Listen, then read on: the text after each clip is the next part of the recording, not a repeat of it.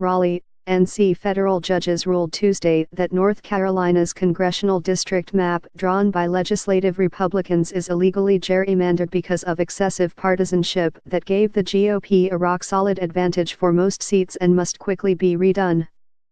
The ruling marks the second time this decade that the GOP's congressional boundaries in North Carolina have been thrown out by a three-judge panel. In 2016, another panel tossed out two majority black congressional districts initially drawn in 2011, saying there was no justification for using race as the predominant factor in forming them. The redrawn map was the basis for a new round of lawsuits.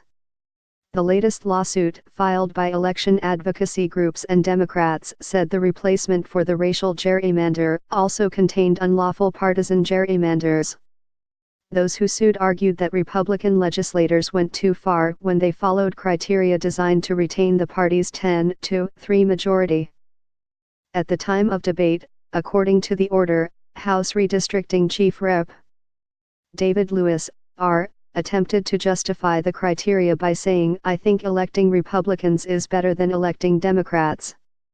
So I drew this map to help foster what I think is better for the country."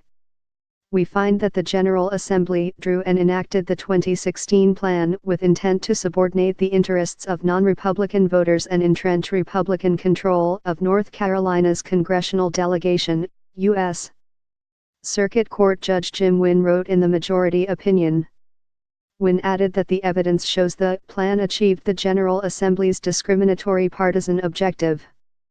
In their ruling Tuesday, the judges ordered the General Assembly to approve another set of districts by January 24. Candidate filing for the November congressional elections begin February 12. A majority of the judges also agreed they would hire a redistricting expert to draw replacement boundaries if the legislature won't.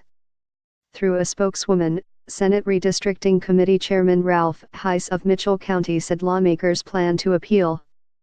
There's a good chance that Republicans will ask the U.S. Supreme Court to block the ruling's enforcement until the justices rule in a similar case they heard from Wisconsin in the fall. But that case involves legislative districts, not a congressional plan. Associated Press.